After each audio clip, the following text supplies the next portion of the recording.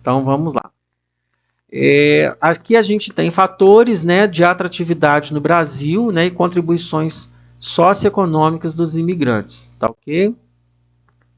Então, pessoal, esses fatores de atratividade no Brasil, né, doações de terra, por exemplo, né, foi um dos fatores aí, né, que fez com que o Brasil ele atraísse imigrantes, né, e foi a doação de terras pelo governo brasileiro. Então, assim, vamos entender por que isso foi tão importante, tá? A iniciativa do governo, pessoal, foi um fator importante porque o governo brasileiro ele ofereceu terra para colonos, especialmente em áreas rurais, né?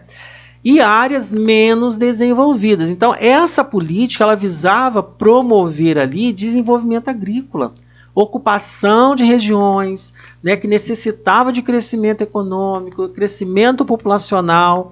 Então, veja, isso foi uma atração para essas famílias. Então, assim, para muitas famílias, né, que buscavam ali recomeçar suas vidas, especialmente após crises econômicas, após conflitos em seu país de origem, né, possibilitando ali possuir terras, né, cultivar suas próprias terras, né, que eram extremamente atrativos. Então, essas doações de terras ofereceram para eles o quê? Uma oportunidade de estabilidade, né, de crescimento econômico, que muitos tinham, ou seja, né, que muitos não tinham, na verdade, me desculpe, né, em seus países de origem, tá ok? Então, assim, essa substituição da mão de obra escrava nas lavouras cafeeiras, né, foi um outro fator também de atratividade, né, que foi a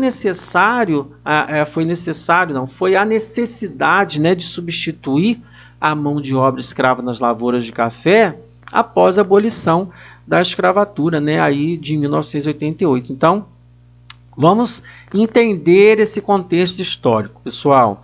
Primeiro, a gente precisa saber que com a abolição da escravidão, né, houve uma necessidade muito urgente ali de encontrar uma nova força de trabalho para os trabalhadores do café, tá? Que eram, assim, uma parte crucial da economia brasileira da época, tá ok? Então, assim, essa necessidade de trabalho fez com que os imigrantes fossem vistos como uma solução para essas necessidades, tá? Então, eles foram incentivados a vir para o Brasil para trabalhar nas plantações de café. Então, muitas vezes, os fazendeiros acabavam ali por oferecer contratos de trabalho, passagens pagas, né, até o apoio inicial, para que esses imigrantes se estabelecessem ali, tá? E ali também nós tivemos grandes impactos, né? Os imigrantes, especialmente ali os europeus, né, desenvolveram significativamente, pessoal, para o desenvolvimento da agricultura do Brasil. Eles contribuíram, né, de forma significativa, tá? Eles trouxeram novas técnicas agrícolas, né, aumentaram a produção, ajudaram a transformar a economia, né, que era a economia rural, no caso é o que a gente está tratando aqui, tá?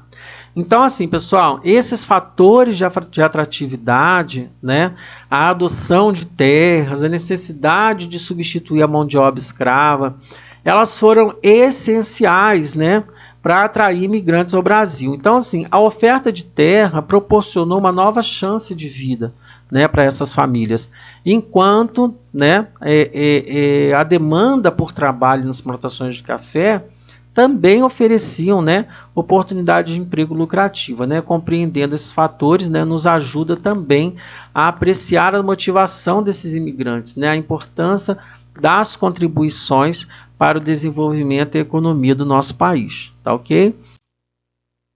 Então aqui, pessoal, nós temos os fatores de atratividade no Brasil, que também é a urbanização e a industrialização. Então, assim, a gente pode falar sobre como essa urbanização, né, essa industrialização no Brasil, especialmente aqui no Sudeste, né, elas atraíram imigrantes ao longo do século XX, né? Então, assim, nós vamos explorar por que esses fatores foram tão importantes, né, e como eles influenciaram a migração para o Brasil. Então, pessoal, urbanização e industrialização são dois fatores importantíssimos, né, a gente comentar aqui nessa aula.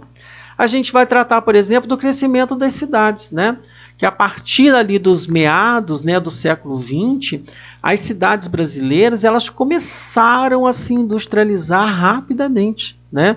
Então, assim, esse foi um processo mais intenso na região sudeste, incluindo ali a cidade de São Paulo, incluindo a cidade do Rio de Janeiro. E a urbanização ela foi intensa, com um grande número de pessoas, né, se mudando aí das áreas rurais para as áreas urbanas, em busca de melhores condições, né, de vida e melhores oportunidades. Tá? Então, assim, a oferta de emprego foi um fator assim, sensacional, né? Porque a industrialização ela trouxe a criação de muitas indústrias, né?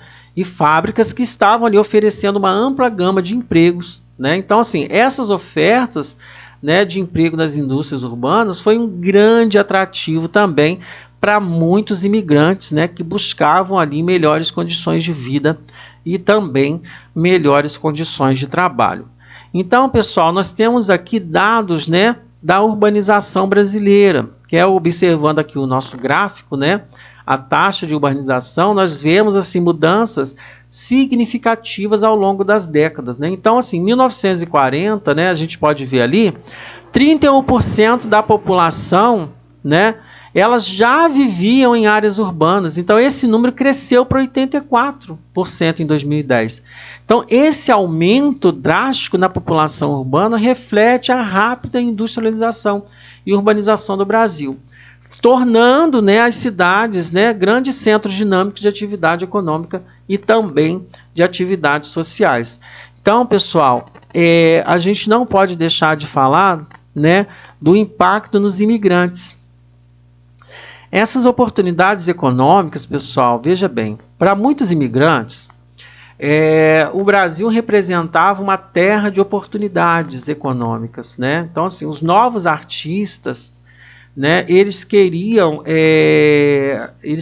mão de obra, como que eu posso dizer, né?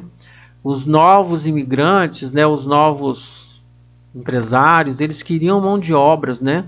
Então, assim, os imigrantes, eles acabaram ali por preencher essas vagas, tá?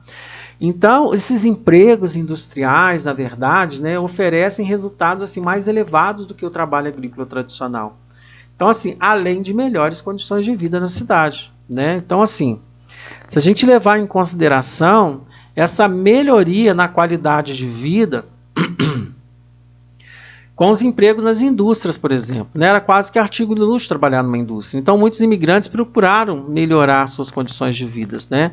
Então, eles puderam, assim, acessar melhores infraestruturas urbanas, né, como escolas, né, hospitais, transportes públicos. Então, veja, a urbanização e a industrialização, elas foram fatores também cruciais, né, que tornaram o Brasil um destino atraente para esses imigrantes.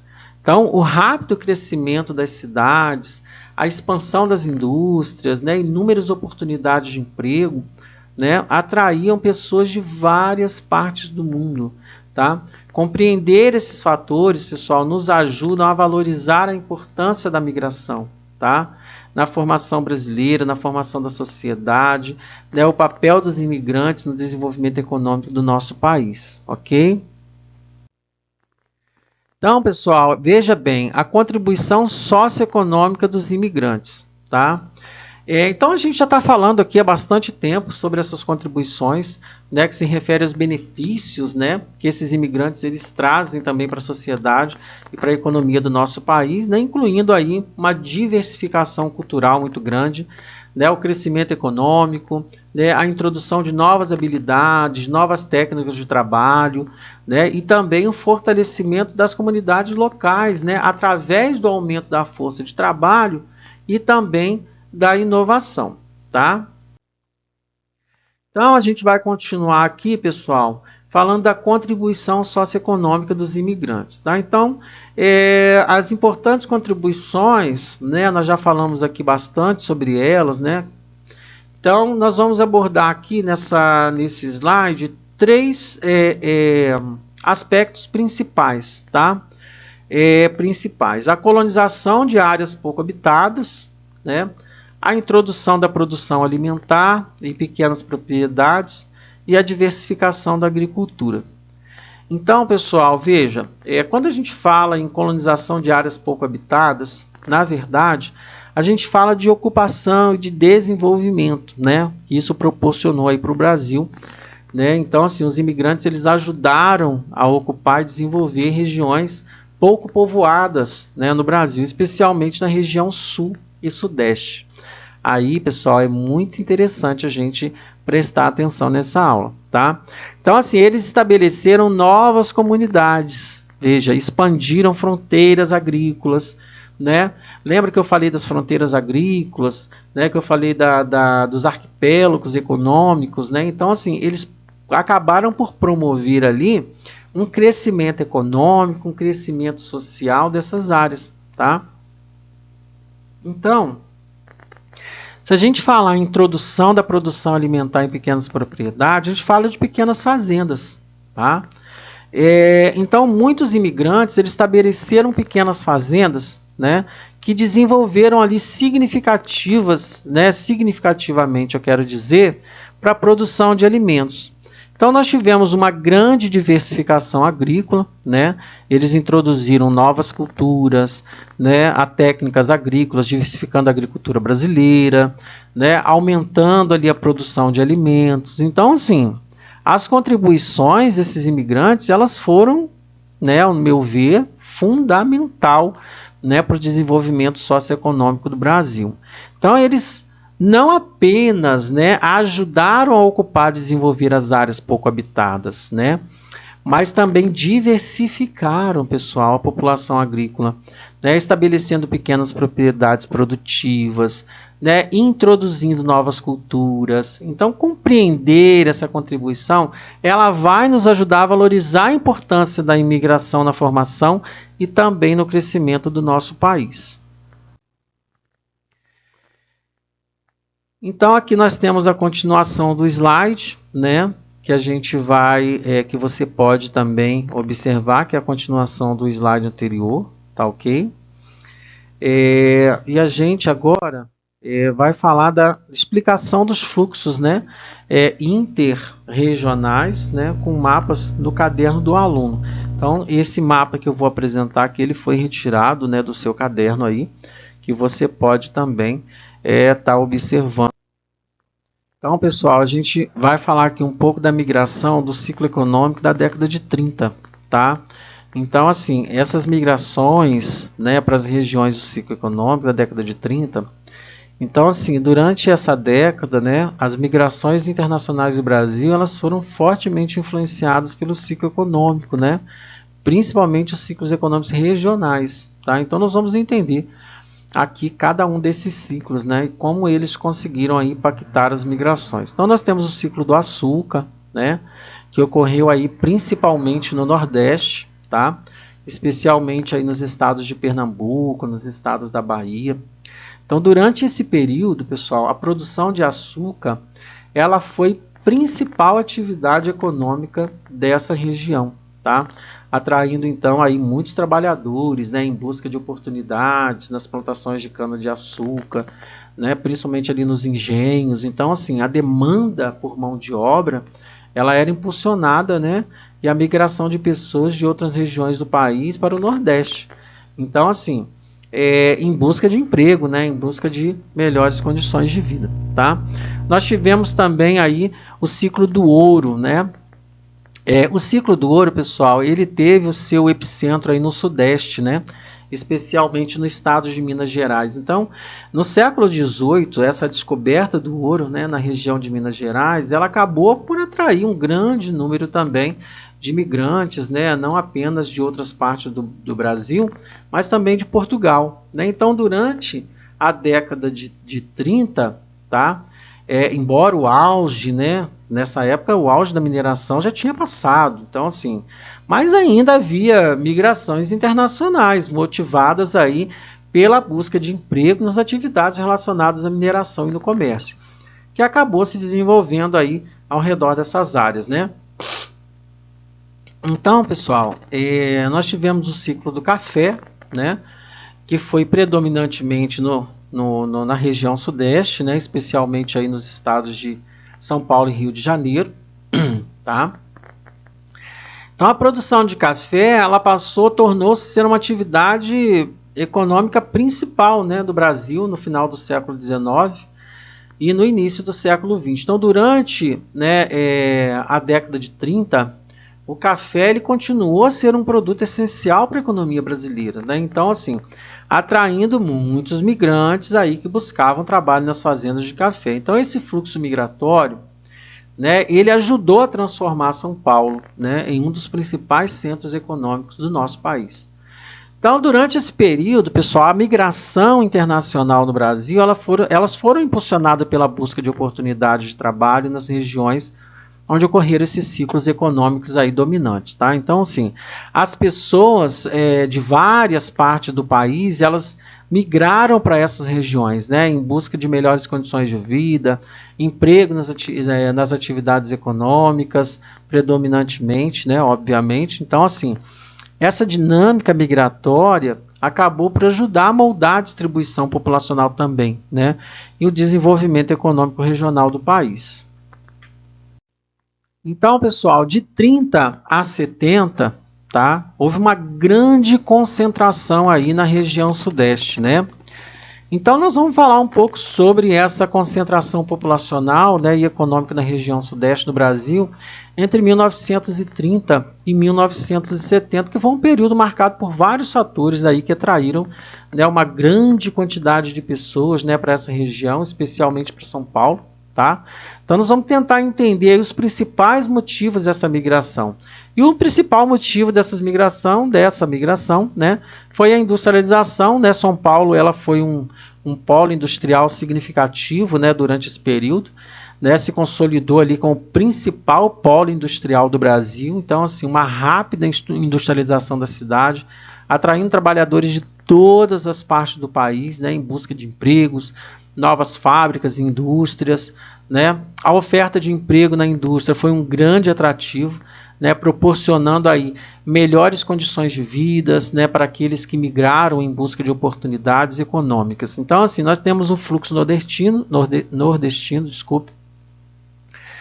Então, nós tivemos aí, pessoal, a região Nordeste, nessa época, ela enfrentou sérias dificuldades econômicas, né, incluindo secas, né, frequentemente falta de oportunidades de trabalho.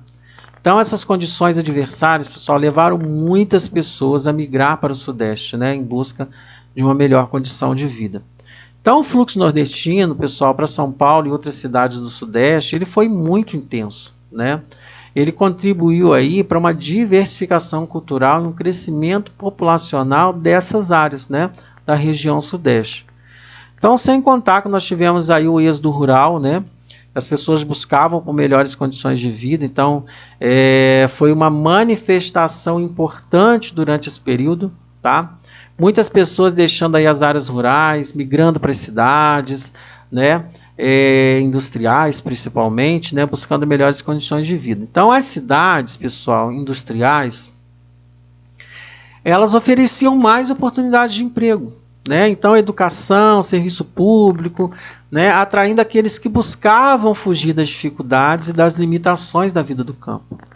Então, pessoal, de 30 a 70, a região sudeste do Brasil, ela especialmente São Paulo ali, né, tornou-se um centro de atração para migrantes, né, de todo o país, tá? Devido à sua industrialização, né, devido às dificuldades enfrentadas, né, principalmente econômica, então o êxodo rural, né, então compreender esses fatores migratórios, né, ajuda a valorizar a diversidade e o dinamismo econômico e social, né, que caracterizam, né, essa região até hoje. Então, quando a gente fala em imigração, a gente não pode, pessoal, deixar de destacar os projetos governamentais, né? E a gente não pode deixar de falar da construção de Brasília. Então, a gente vai falar sobre um projetos, né, governamentais mais importantes da história do Brasil.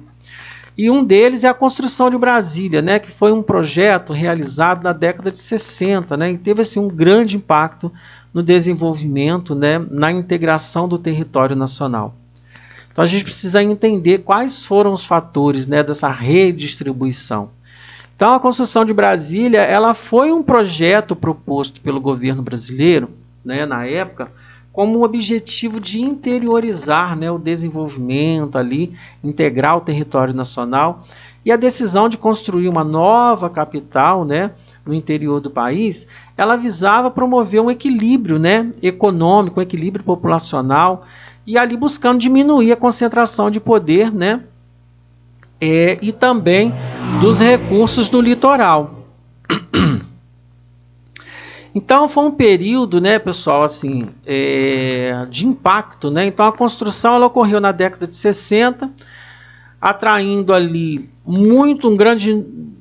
número muito grande, né, de trabalhadores de várias partes do Brasil, especialmente do Nordeste, né, porque esses trabalhadores conhecidos como os candangos, né, na época, eles foram fundamentais para a edificação dessa nova capital, tá, pessoal? Então, assim, o impacto da construção de Brasília, ele foi significativo, tá? Tanto no aspecto econômico quanto social. Então, assim, a cidade ela se tornou um símbolo do progresso, né? A modernização do país, né? Além de promover desenvolvimento de áreas anteriormente menos favorecidas, porque aquela área era menos favorecida, né?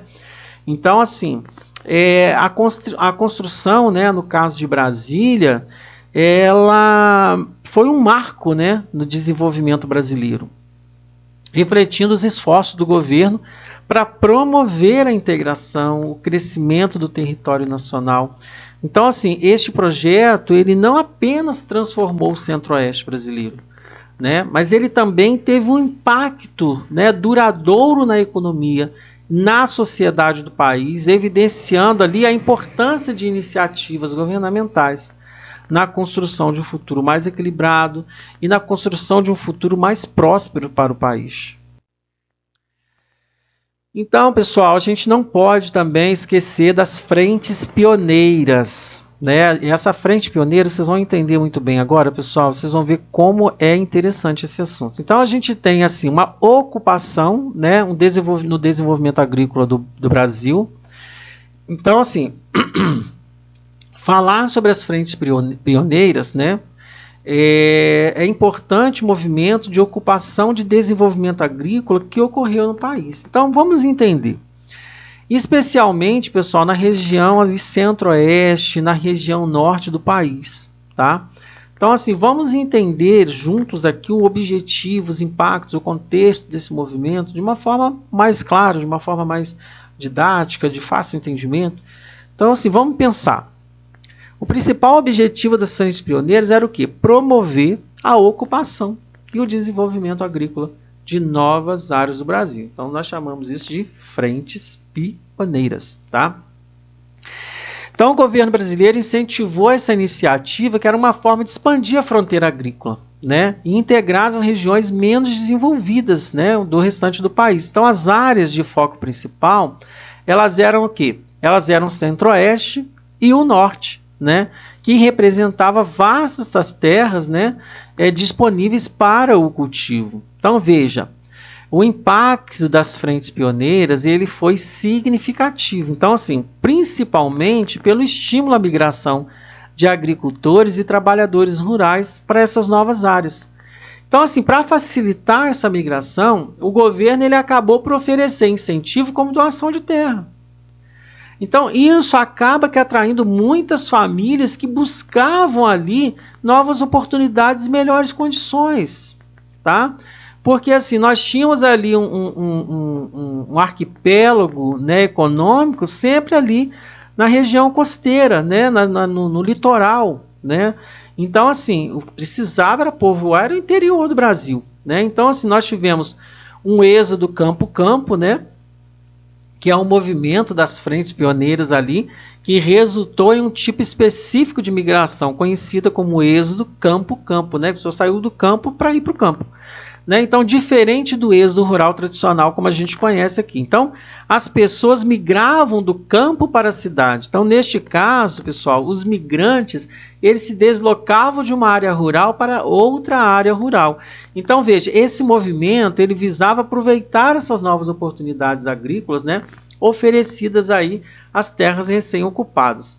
Então, um exemplo, né, de culturas nas frentes pioneiras, por exemplo, é o ciclo da borracha na região norte, especificamente na Amazônia, especialmente na Amazônia, né?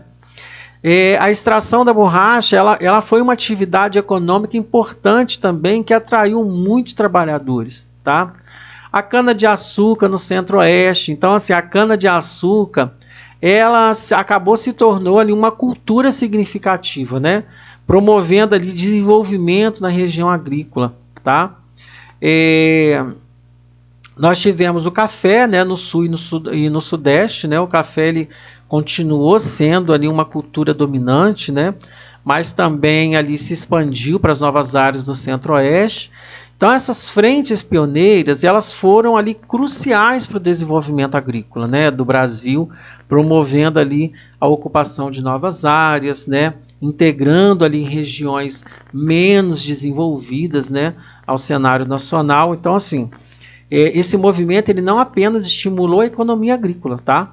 Mas ele também ofereceu novas oportunidades, né, para muitos trabalhadores rurais, né?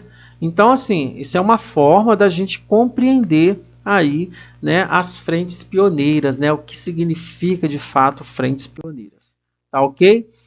Então, a gente vai aqui estender um pouquinho mais a integração da Amazônia, né? Então, assim, falar, né, sobre a integração da Amazônia, sempre focando em dois grandes projetos, né, que o Grande Carajás, né, e a Zona Franca de Manaus. Então, assim, esses projetos, eles foram fundamentais para o desenvolvimento, né, econômico e a integração da região amazônica. Então, ao restante ali do Brasil, né? Então, assim, vamos entender, né, os objetivos, né, e também os impactos, né, de cada um desses projetos. Então, projetos, né, nós temos o Grande Carajás e a Zona Franca de Manaus. Então, são dois grandes projetos aí. Do Grande Carajás, né, o principal objetivo, né, era a exploração dos recursos minerais, né, principalmente ferro, na região amazônica.